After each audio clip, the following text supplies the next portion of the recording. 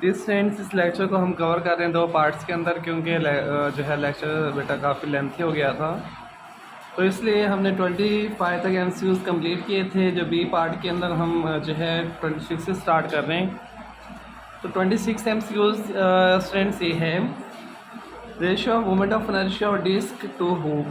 अब स्टूडेंट्स आपने MCQs के हवाले से वैसे भी इनके मोमेंट ऑफ इनर्शियाज को याद रखना है। आपको मालूम है कि हमारे पास मोमेंट ऑफ इनर्शिया जो स्ट्रेंथ डिस्क का होता है वो हमारे पास 1/2 mr का स्केयर, और स्ट्रेंथ जो हमारे पास हुक का होता है हमारे पास mr स्केयर, और जो थिन रॉड का होता है 1/12 ml का स्केयर होता है। स्ट्रेंथ हमें दोनों की रेशियो चाहिए डिस्क टू हुक। तो मोमेंट ऑफ इनर्शिया और डिस्क टू हुक, तो स्ट्रेंथ 1/2 mr का स्केयर और mr का स्केयर, तो इनकी रेशियो बनेगी स्ट्रेंथ हमारे पास 1/2 बनेगी।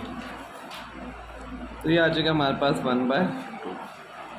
रेडियस ऑफ जो stationary is radius strength from centre of earth, वो हमारे पास ये आता है।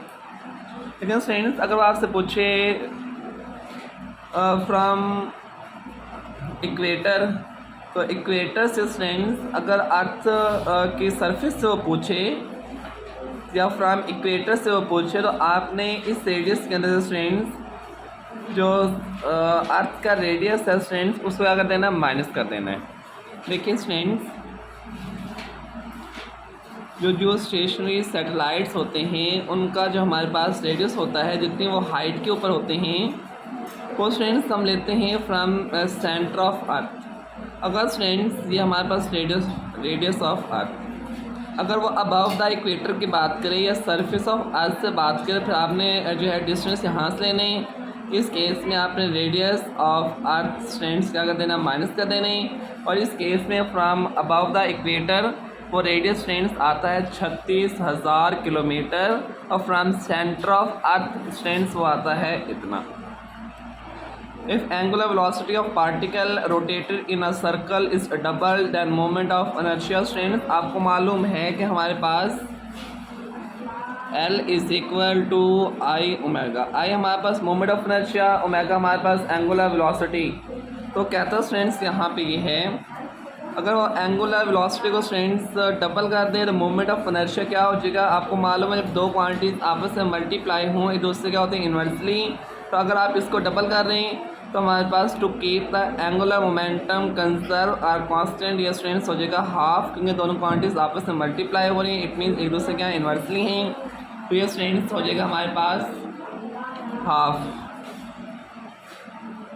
अ wheel of radius 50 centimetre have angular speed, हमारे पास स्ट्रेंथ रेडियस है 50 सेंटीमीटर और एंगुलर स्पीड स्ट्रेंथ हमारे पास है 5 रेडियन पर second. Strength you have to find linear speed v is equal to r omega. लेकिन उससे पहले स्ट्रेंथ आप इसको कन्वर्ट कर लें किसके अंदर, मीटर के अंदर, तो बनेगा 0.5 मीटर। तो you have to find linear speed, radius कितना है 0.5, इसका डेसिमल ख़त्म करें, 5/2 2.5 मीटर पर सेकेंड। और इसी के अंदर फर्दर याद रखें कि हमारे पास अगर वो आपको एंगुलर स्पीड और लीनियर स्पीड दे दे और आपसे रेडियस पूछे, तो आप रेडियस भी वहाँ से फाइंड कर सकते हैं। और सेम स्ट्रेंथ एक और चीज़ भी आप माइंड में बिठा लें कि S is equal to r theta, कि अगर आपसे कोई सा एंगुलर डिस्प्लेसमेंट थीटा दे दें और लीनियर डिस्प्लेसमेंट S दे दें और रेडियस आपसे कहा जाए मालूम करने के लिए, तो आप रेडियस भी वहाँ से फाइंड कर सकते हैं। और सेम स्ट्रेंथ इसी के अंदर फर्दर आप याद रखना है कि 1 radian is equal to the 57.3 degree. अगर स्ट्रेंथ आपसे पूछे कि 3 रेडियन कितने डिग्री के इक्वल होगा, तो आप इसको 3 टाइम मल्टीप्लाई कर देंगे। मीन्स के जितने मर्जी रेडियन का पूछें, 1 रेडियन इतने डिग्री के इक्वल है, तो 3 या 4 या 5 कितना होगा स्ट्रेंथ, आप उसको उतने टाइम क्या कर देंगे, मल्टीप्लाई कर देंगे। इसका strength 2.5 law of conservation of energy is basis of equation Bernoulli's equation के मीन्स के energy at upper and energy at lower and remain constant. और स्टूडेंट्स इसी के अंदर एक और एमसीक्यूज भी आप याद रख लें कि हमारे पास इक्वेशन ऑफ कॉन्टीन्यूटी है वो law of conservation of mass है, Bernoulli equation law of conservation of energy है। तो चलते हैं स्टूडेंट्स नेक्स्ट पेज के ऊपर।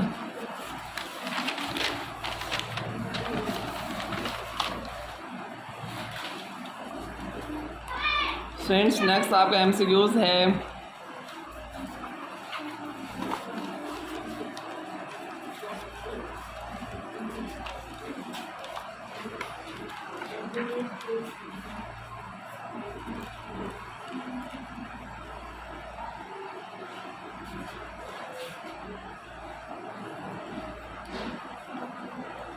ऐसा unit of flow rate. Students आपको मालूम है इक्वेशन ऑफ कॉन्टीन्यूटी के हमारे पास जो फ्लो रेट है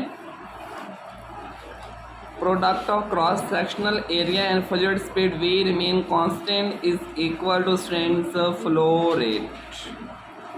स्टूडेंट इसका यूनिट क्या आप लेंगे तो देखें एरिया का students unit metre square, velocity का मीटर पर सेकेंड। तो मीटर स्क्वायर स्टूडेंट्स 7 मीटर तो बनेगा मीटर क्यूब पर सेकेंड, तो इसको हम लिख सकते हैं मीटर क्यूब पर सेकेंड। और स्टूडेंट्स हमारे पास फ्लो रेट का जो यूनिट बनेगा क्या बनेगा मीटर क्यूब पर सेकेंड बनेगा। इस केस में हमारे पास ये वाला आ जाएगा। नेक्स्ट है द टर्म 1/2 रो वी का square has same unit as that of.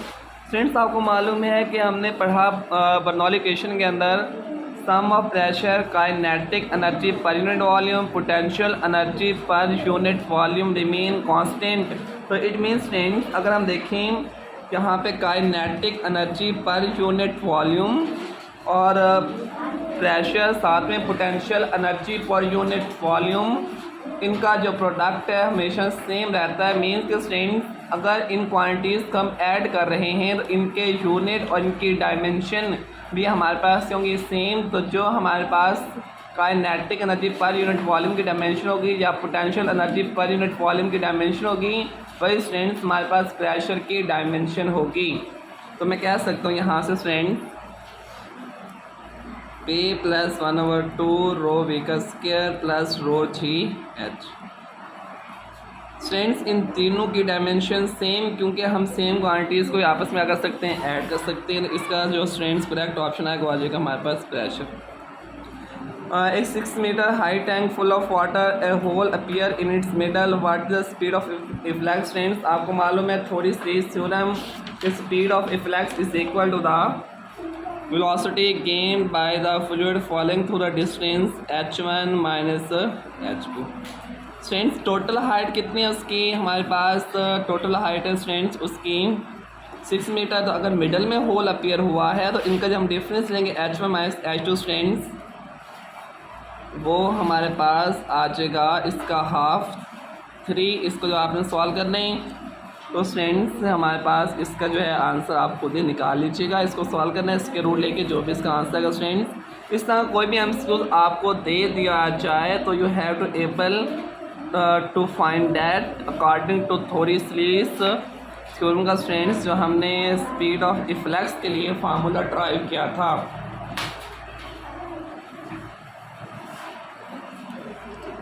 Distance between node and anti node. Student देखें stationary wave in stretching. Suppose कर लें हमारे पास एक स्टेशनरी वेव स्टूडेंट्स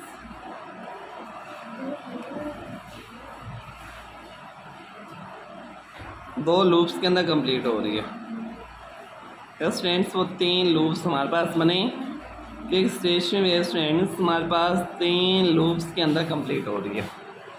स्टूडेंट्स याद रखें जो फिक्स्ड एंड होता है ना वहाँ पे जो पार्टिकल्स होते हैं उनके रिस्ट्रिक्टेड मोशन होती है, वो फ्रीली मूव नहीं कर सकते। जो फिक्स्ड एंड होंगे हमेशा बिहेव करते हैं एज ए नोड के बाद displacement 0।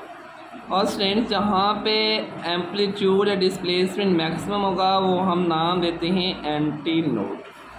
Students node to node जो डिस्टेंस होता है वो स्टूडेंट्स होता है lambda by two. Same students antinode to antinode जो डिस्टेंस होता है वो भी हमारे पास लैम्डा बाय टू, और एंटी नोड टू नोड या node to antinode students वो होता है हमारे पास लैम्डा बाय 4। इंपॉर्टेंट एमसीक्यूज है।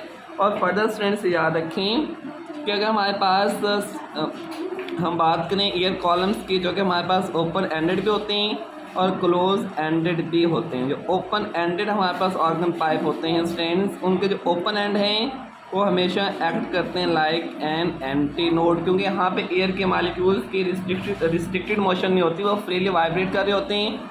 तो open end always act as an antinode. अगर हम क्लोज एंडेड पाइप की बात करें तो क्लोज एंडेड पाइप के अंदर स्टूडेंट्स जो क्लोज एंडेड पाइप है उस क्लोज एंडेड पाइप का स्टूडेंट्स जो क्लोज एंड है वो हमेशा एक्ट करता है लाइक एन नोड के तौर पर। ठीक हो गया स्टूडेंट्स। नेक्स्ट स्टूडेंट्स याद रखें कि हमारे पास ओपन एंडेड पाइप के अंदर ऑल हार्मोनिक्स दीज आर जो है एक्ट होती हैं F1 F2, और जो फर्स्ट है उसको हम फंडामेंटल का नाम देते हैं और उनको उसके बाद हम उनको ओवरटून्स का नाम देते हैं। लेकिन जो क्लोज एंडेड पाइप है उसके अंदर स्ट्रेंथ सिर्फ और सिर्फ आपकी ऑड हार्मोनिक जो है हमारे पास फ्रीक्वेंसीज एग्जिस्ट करती हैं। वो क्लोज एंडेड के अंदर सिर्फ ऑड हार्मोनिक। तो अगर आपसे पूछ जाए कि which of following is richer in frequency strength, तो याद रखिएगा कि हमारे पास ओपन एंडेड पाइप स्ट्रेंथ जो होता है वो रिचर इन फ्रीक्वेंसीज होता है। और इसी के लिहाज से स्ट्रेंथ आपको और भी एमसीक्यूज देखने के लिए मिल सकते हैं। जिसमें आपके पास जनरल फार्मूला लैम्डा n/L/n या फ्रीक्वेंसी F1 = n/F1। लेकिन स्टूडेंट्स यही जो है आपके पास अगर क्लोज एंडेड की बात करें ना तो लैम्डा n = 4L/n। तो ये जो है रिलेशन स्ट्रेंथ आपको आने चाहिए। अगर वो आपसे पूछ ले कि distance between first node and third anti node या नोड स्ट्रेंथ, तो ये आप कैलकुलेट कर सकते हैं टोटल उसको लेके डिस्टेंस को। तो नेक्स्ट आ जाए, A ball is thrown up with 20 meters per second at an angle of 60 degree with x axis the velocity of ball at the top position। Friends ये एमसीक्यूज भी अक्सर बच्चे गलत कर देते हैं कि देखें किस तरह उसने वो समझते हैं कि हाईएस्ट पॉइंट के ऊपर या टॉप पोजीशन के ऊपर उसकी वेलोसिटी स्ट्रेंथ ज़ीरो हो चुकी। नहीं स्ट्रेंथ, ये वेलोसिटी स्ट्रेंथ वहाँ पे ज़ीरो होती है जहाँ पे अगर आप बॉडी को आप स्ट्रेट वर्टिकली अप थ्रो करें, लेकिन यहाँ पे आपने बॉल को थ्रो किया at angle of 60 degree, means कि आपकी प्रोजेक्टाइल मोशन है। और आपको मालूम है प्रोजेक्टाइल मोशन के अंदर कहीं पे भी वेलोसिटी ज़ीरो नहीं होती। हाईएस्ट पॉइंट के ऊपर स्ट्रेंथ वेलोसिटी का वर्टिकल कंपोनेंट ज़ीरो हो जाता है लेकिन हॉरिजॉन्टल कंपोनेंट रहता है। और हाईएस्ट पॉइंट के ऊपर प्रोजेक्टाइल की जो वेलोसिटी स्ट्रेंथ होती है मिनिमम होती है। तो देखिए किस तरह हम इसको फाइंड कर सकते हैं वो देख लेते हैं।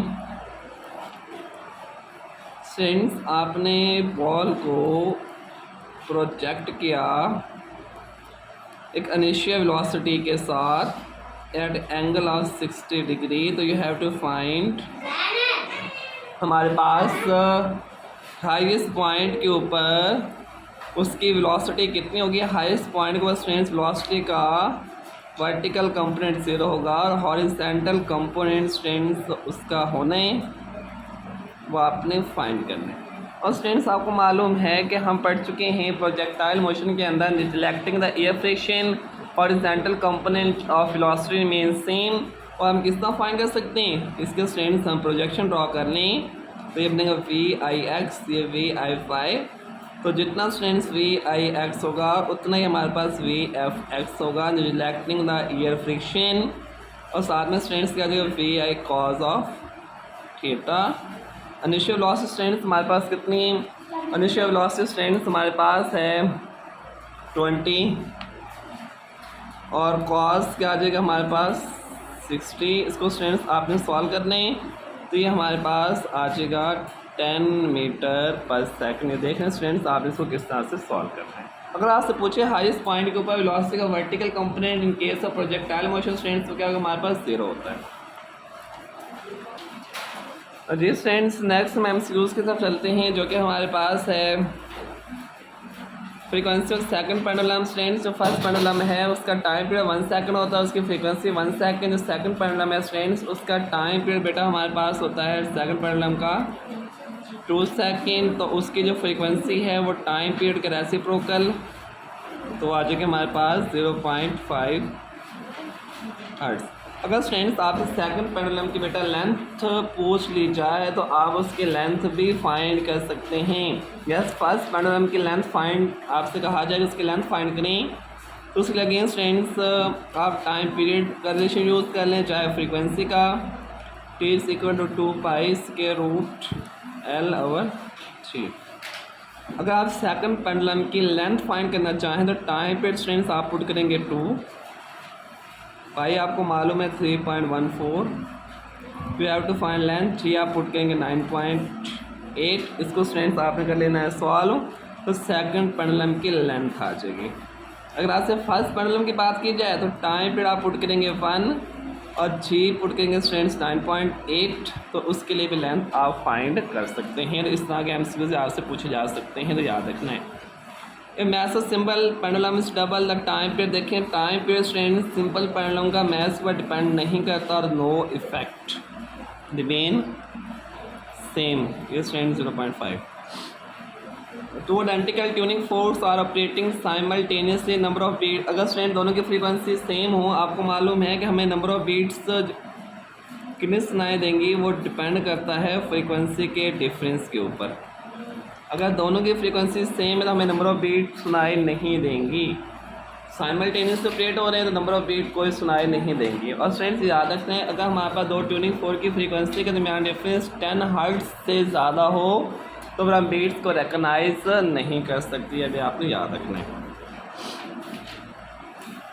Next students part difference for constructive interference. Constructive के स्टूडेंट्स हमारे पास part difference integral multiple of lambda होना चाहिए, और डिस्ट्रक्टिव के लिए students odd integral multiple of lambda by 2। देखिए स्टूडेंट्स लैम्डा बाई 2, इसका odd 3 lambda by 2, 5 lambda by 2, 7 lambda by 2, ये हमारे पास डिस्ट्रक्टिव के लिए। और कंस्ट्रक्टिव के लिए हमारे पास जो है इंटेग्रल मल्टीपल ऑफ लैम्डा होना चाहिए। अच्छा दूसरी बात स्टूडेंट्स याद रखना है कि हमारे पास ये है पाथ के लिए हम लैम्डा, फेज के लिए अगर फेज डिफरेंस आपको इंटेग्रल मल्टीपल ऑफ पाई आ जाए तो वो भी हमारे पास पॉइंट्स आपस में क्या होंगे, इन फेज होंगे, वो भी कंस्ट्रक्टिव इंटरफेस करते हैं। मेन क्रस्ट को क्रस्ट फॉल करेगा, ट्रफ के बाद स्टूडेंट्स ट्रफ। और इसके अंदर फर्दर आप याद रखना है अगर आपकी वेव इंस्टेंट हो from rarer to denser medium तो उसके अंदर फेज शिफ्ट आता है 180 डिग्री का। लेकिन स्टूडेंट्स अगर वो इंस्टेंस हो डेंसर से रियर के अंदर तो फिर उसके अंदर कोई फेज शिफ्ट नहीं आता। ये बात भी आपने माइंड में रखनी है। Next students speed of sound in air at given pressure is free by doubling pressure new speed become v = √ρp। अगर स्टूडेंट्स प्रेशर और डेंसिटी आपस में डायरेक्टली अगर आप प्रेशर बढ़ाते हैं तो डेंसिटी भी बढ़ जाएगी। अगर आप इसको 2 टाइम करते हैं तो डेंसिटी भी 2 टाइम। अगर आप प्रेशर स्टूडेंट डबल करते हैं तो हमारे पास स्पीड और साउंड पर कोई इफेक्ट नहीं पड़ेगा। बहुत इंपॉर्टेंट एमसीक्यूज है, उसमें क्या रहना स्टूडेंट्स, वे ही रहना है। Speed of sound at 0 degree celsius 332 metre per second, speed 2 degree celsius will. Students आपको मालूम है effect of temperature Vt = V0 0.61। यहाँ पे जिस भी टेम्परेचर के ऊपर बात करें ना, आपने सिंपल 0 के ऊपर होते स्टूडेंट 332 वो टेम्परेचर पुट कर देने और इसको सॉल्व कर लेने, तो डैट टेम्परेचर पर स्टूडेंट स्पीड ऑफ साउंड आ जाएगी। और इस केस में आप इसको सॉल्व करने आ जाएगा 332.2 मीटर पर सेकंड आ जाएगी। स्टूडेंट जिसकी मर्जी बात हो जाए, मतलब अगर आज वो कहे 10 के ऊपर फिर आप यहाँ पे क्या कर देंगे 10 पुट कर देंगे, सिंपल इज डैट।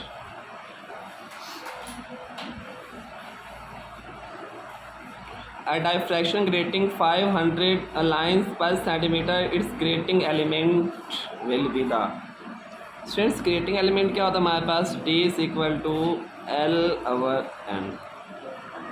और स्टूडेंट्स डाइफ्रेक्शन ग्रेटिंग के अंदर आपने याद रखना है कि हमारे पास टिपिकल डाइफ्रेक्शन ग्रेटिंग के अंदर 400 to 5000 लाइन्स मैकेनिकली क्या होते हैं, रोल डाउन होती हैं। अब आपने ग्रेटिंग एलिमेंट D फाइंड करना है अब लेंथ कितने स्ट्रैंड्स 1 सेंटीमीटर और नंबर ऑफ लाइंस कितने रूल डाउन की गई हैं 500। अगर आप इसको मीटर के अंदर लेके जाएं तो 1 मीटर के अंदर 1/100 स्ट्रैंड्स मीटर डिवाइडेड बाई 500। तो 1/100 स्ट्रैंड नीचे आके क्या हो जाएगा डिवाइड, तो बनेगा 5 मल्टीप्लाई बाई 10⁴ मीटर स्ट्रैंड। अगर आप इसको सॉल्व करेंगे तो 1/5 मल्टीप्लाई बाई 10⁻⁴, तो 1/5 स्ट्रैंड से आ जाएगा हमारे पास 0.2। तो इसको स्ट्रैंड जब आप सॉल्व करेंगे तो 2 मल्टीप्लाई बाई 10⁻⁵ मीटर। स्टूडेंट्स इस तरह का कोई भी एमसीक्यू अगर आपको दे दिया जाए ना, मीन्स कि इतनी जो है हमारे पास लाइंस रोल डाउन की गई हैं, तो सिंपल आप इस तरीके से क्रिएटिंग एलिमेंट डी को फाइंड कर सकते हैं। तो याद रखना आपने ये। तो इस केस में स्टूडेंट से आ जाएगा ये वाला, sound waves can not B. Student sound waves हमारे पास क्या है मैकेनिकल जो ट्रांसफर्स होती हैं उनको हम पोलराइज कर सकते हैं, मीन्स 1 डायमेंशन के अलॉन्ग मूव करवा सकते हैं, तो ये can not be polarized. And Michelson interferometer to see the fringe from bright mirror should be displaced. Strands याद रखें, बहुत इंपॉर्टेंट एमसीक्यूज अगेन।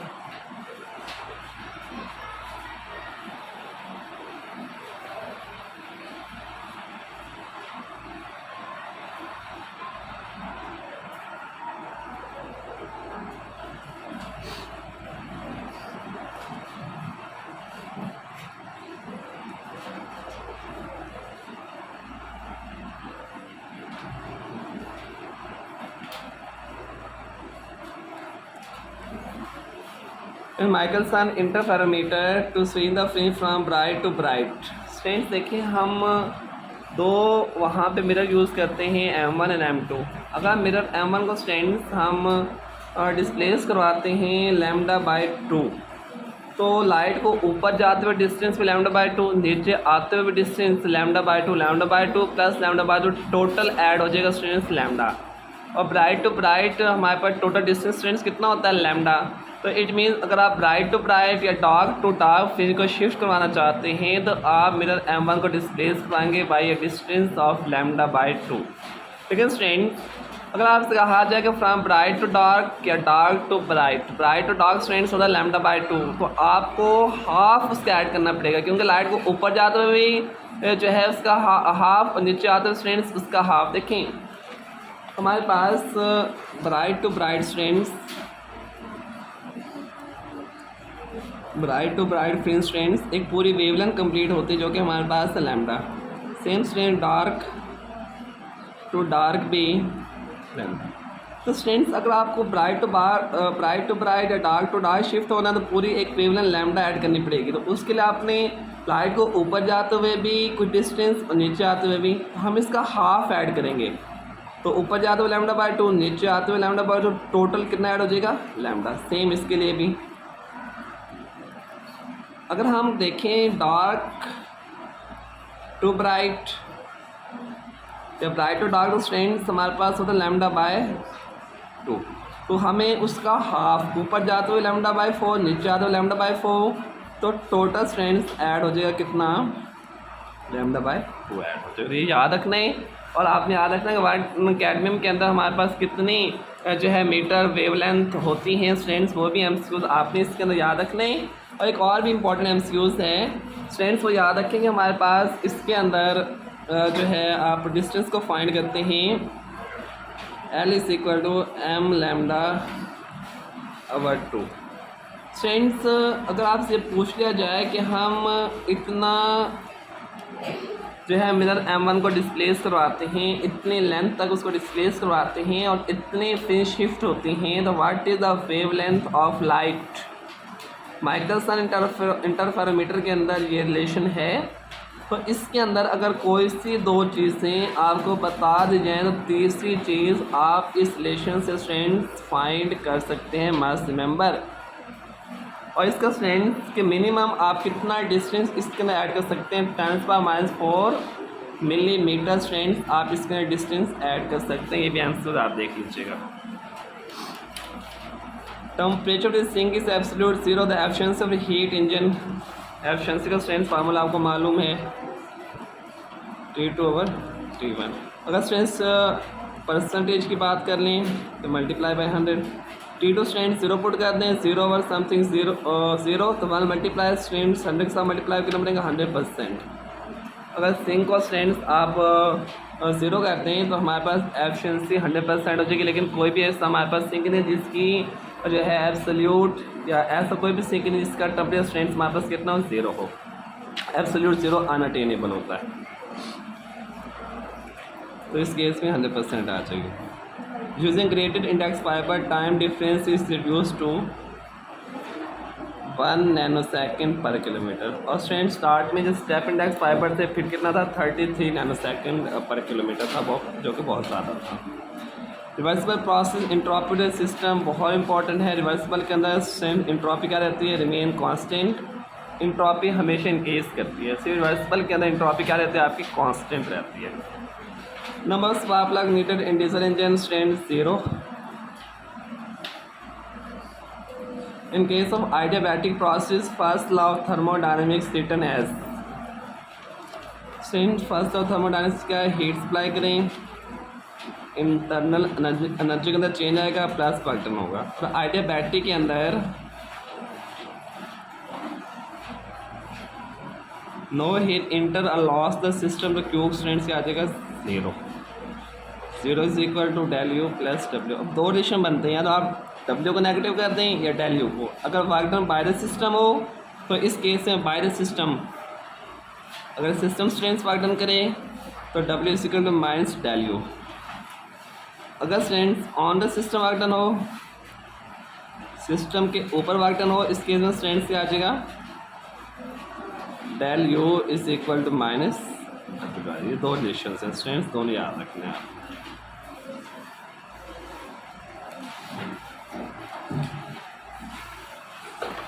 तो इस केस में स्ट्रेंथ ये वाला आ जाएगा। इन thermodynamic system internal energy decrease by, अगर इंटरनल एनर्जी का स्ट्रेंथ डिक्रीज आ रहा है डेल यू कितना आ रहा है स्ट्रेंथ हमारे पास -100 जूल। और स्ट्रेंथ वर्क में कितना हो रहा है 100 joule work is done by the system. Bye the system work done कर रहा है तो ये भी जाओ बाय द सिस्टम क्या लेंगे strength positive. Heat lost Q is equal to del u plus डब्ल्यू। -100 प्लस 100 स्ट्रेंथ कितना आ जाएगी 0। इस तरह कोई भी एमसीक्यू आप सॉल्व कर सकते हैं इस फार्मूले से। If magnifying power of magnifying glass is 3 the focal length is, magnifying power strength कितनी है आपके पास 3, उसने फोकल लेंथ पूछी है स्ट्रेंथ, तो आपको मालूम है m equal 1 plus d/f। Distance क्या हमारे पास लीस्ट डिस्टेंस, ये फिक्स होता है याद रखना आपने। Magnification 3 d/25/f। 3 - 1 25/f, ये स्ट्रेंथ 2। f को स्ट्रेंथ इस तरफ लें 25/2, ये स्ट्रेंथ 12.5 हमारे पास सेंटीमीटर आ जाएगा। ये तो स्टूडेंट्स कंप्लीट बुक के एमसीक्यूज आई होप कि आपके लिए काफ़ी बेनिफिशियल्स रहे होंगे। और स्टूडेंट्स चैनल को सब्सक्राइब कर दीजिएगा, क्योंकि नेक्स्ट टाइम जो भी वीडियोस अपलोड हों आपके रिलेटेड, आपके लिए बेनिफिट्स हों, आपको फ़ौरन से उनकी स्टूडेंट्स अपडेट मिल जाए। वहाँ में स्टूडेंट्स याद रखिएगा। अल्लाह हाफिज़।